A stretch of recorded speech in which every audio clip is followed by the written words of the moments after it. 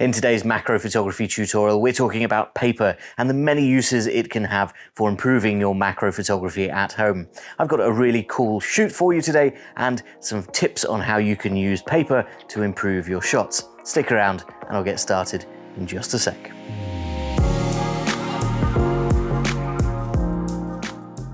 Hi guys, I'm Ben from Adaptalux and welcome back to another macro photography tutorial where today we're talking all about the many uses that paper can have in photography. Paper's a pretty mundane item and I'm sure you'll have some at home, maybe just some plain white paper or if you're lucky some colored card or some background gradient cards. All of this can be put to fantastic use when it comes to tabletop photography at home. Obviously paper is quite small, so we're going to be doing most of this on the tabletop using a macro lens and creating some interesting setups on the tabletop. We're also going to be using our white printer paper. I've got some tips for how you can utilize that for some interesting effects in your images, changing how our light falls on our subject. I'm going to get started by getting out a few sheets of different colored card.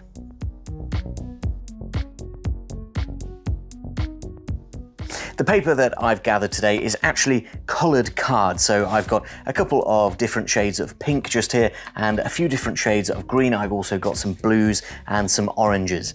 Now this is really handy for creating the type of optical illusion that I'm going for today. I want to try and create a faux tabletop surface. So I've got my table down here, but on top of my table, I want to create another table. It's going to be a bit of an optical illusion. We're going to be using our lighting and the different shades of colored card to create that illusion. And then we can place a small subject onto that little optical illusion and create a very interesting shoot that's mostly down to the paper. I've also got some white sheets of paper here that I'm going to be using to change the light as it falls on my scene. Now I promised you a simple shoot using paper and this is our shoot. So we've got simple 3 sheets of paper here. We've got a black, we've got a dark blue and a light blue, and you can exchange these light and dark blues for any color that you prefer. This black is going to provide a black background for us once we've got our lighting in place. But these 2 sheets of card arranged in the way that they are is actually going to make things look like the edge of a table. So this is a bit of an optical illusion based on the direction that our camera is looking. So when these 2 pieces of card meet, it looks like the top of a table and then the side of a table as well.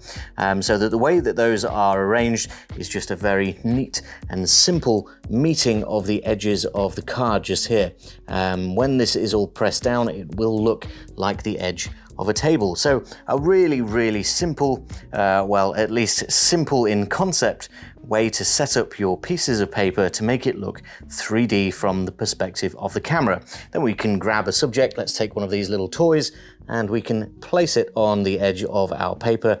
And from the perspective of our camera, we now have a little character sat on the corner of what looks to be a table. Now, of course, we're not on the corner of a table, we're on the piece of card. So the way that we're going to light this is going to try and enhance that look and make it look like this little fella is looking over the edge of a precipice. You can do this with all of the different colors of cards. So we've got some little green characters to play with and some green card. And then pink as well, I think might be quite nice. And this is just a really simple and fun shoot to do at home that's going to teach you a little bit about the lighting and the perspective of your camera when you're setting up a composition. Now that I've got a basic little scene set up here, I can talk a little bit about some lighting. We're going to need lighting, and that's where our other paper tips are going to come in today as well. So I want to light my little table scene here in a very specific way to make that black piece of card look like a black background. That requires highly controllable light. We're going to make sure that there's no light spilling onto that black piece of card, and that's hopefully going to make it really easy to remove that piece of the image in Photoshop later. To keep my little whimsical paper shoot nice and simple, I'm going to be lighting with a single light source. So you can use whatever light source you have available, but today I'm going to be using the Adaptalux Studio. So this is the Adaptalux control pod with a little mini tripod attached, and into that I'm plugging a single flexible white lighting arm, and that's going to give me the ability to place my light exactly where I need it to be. I can diffuse it or not diffuse it, and that will give me the control that I need to place my light where I need it to be without spilling too much light onto that black piece of card. Now I'm going to be placing this down next to my character, and that should give us a nice directional light to make it look a little bit more moody and interesting, but also get us some better settings. So as you can see, I've placed my lighting down next to my little squishy fella just here. They're actually quite fun, these little toys that I found. But he's sat there nicely lit by this single white lighting arm with a diffuser attached. It's also really nice to be able to place your lighting up on top of all of this paper. It holds it all in place. Just make sure not to shuffle it around too much. It's just really important to get these corners lined up as nicely as possible. And you can see that that has given our character a nice little side lighting effect, but he's looking a little bit dark along this edge. We've successfully made this black card look nice and dark, but I would like to lighten up the opposite side of this guy's face. And instead of bringing in a second light source, which I know a lot of people don't have access to, I'm actually going to use a different technique. And that brings me nicely onto my first use for a simple sheet of white paper. We're going to use this paper as both reflection and diffusion. So I'm going to be placing this piece of paper opposite to my light source and shining it onto that dark side of my character to bring a little bit of light back into the scene. If you don't know about reflection, it's a really handy way to bounce light back into your scene without having to add another light source. It also has the added effect of providing soft, diffused light, because as the light bounces off that white piece of paper, it's going to scatter a little bit and give you a nice diffused look to the opposite side of your scene. So I've got my single sheet of white paper here, and I'm going to be using this as a reflector to bring in an extra little bit of light on the dark side of my little character here. All I'm going to do is place it opposite to my light source and as close to my character as possible without getting it in the background of the scene. I can overlap a little bit and remove it in Photoshop if I need to. However, it's obviously going to be much better if I don't get any in at all. The closer you are to your subject, the better. It's going to reflect a lot more light if you can get nice and close up. You'll see there that light changing on the opposite side of the little character there as I move this reflector closer, and if I take it away entirely, he goes back to being completely dark on that dark side. So the power of a reflector is really, really handy to have if you only have a single light source, and that reflector can be something as simple as a simple sheet of white paper. So when you're shooting with a single light source like this, be it the Adaptalux Studio or something else, another factor that you need to consider about your light is diffusion. Diffusion is really important for creating soft shadows and pleasant looking light. With the Adaptalux Studio, we do have clip-on diffusers that magnetize to the ends of the arm and provide some diffusion, but what if you don't have these, or what if you need something a little bit bigger or some extra diffusion on top of a diffuser like this? Well, we can use some paper. So if I grab a single sheet of printer paper and shine this light against it, you'll see that the light is actually shining through this paper. Now this is going to take a lot of the light out, but it's also going to diffuse the light that is left. Shining light through paper like this is a fantastic way to create some diffusion. So if you have a powerful light source and some white printer paper, you can use that white printer paper both as a reflector and as a diffuser. In fact, you can use it as both by bouncing the light off the various sheets of paper that you can place around the place, and that's not only going to reflect light all the way around your scene, it's also going to diffuse the entire scene. Diffusion has a couple of different ways of being created.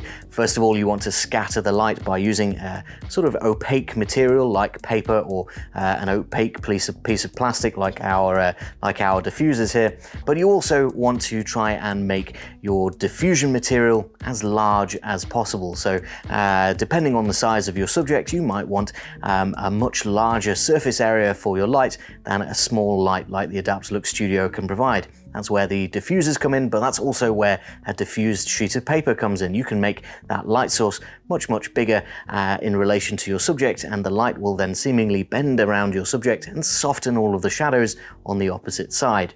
Now that's a little bit complicated, but I will just recommend trying out diffusion if you don't know how it works, if you're not sure how it will improve your shot.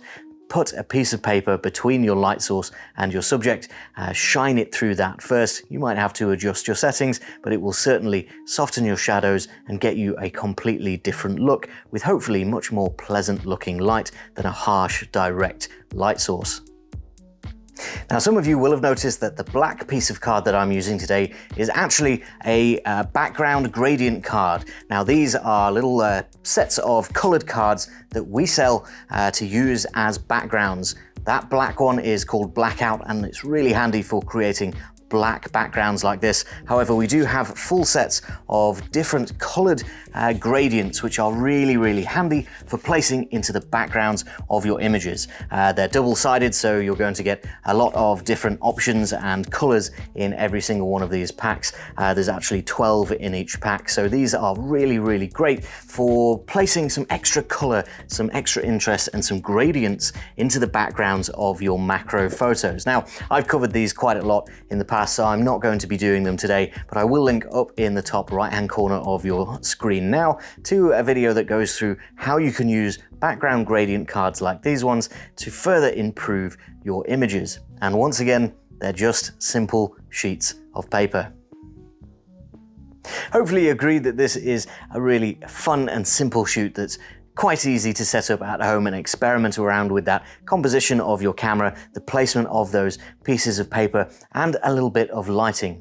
If you want to incorporate using your white paper as reflectors and diffusers as well, I do highly recommend doing that. And if you get to the end of a shoot like this and you still want more things to do with paper, well, I've got one last paper tip for you, and that is to shoot the edges of your paper using colored light.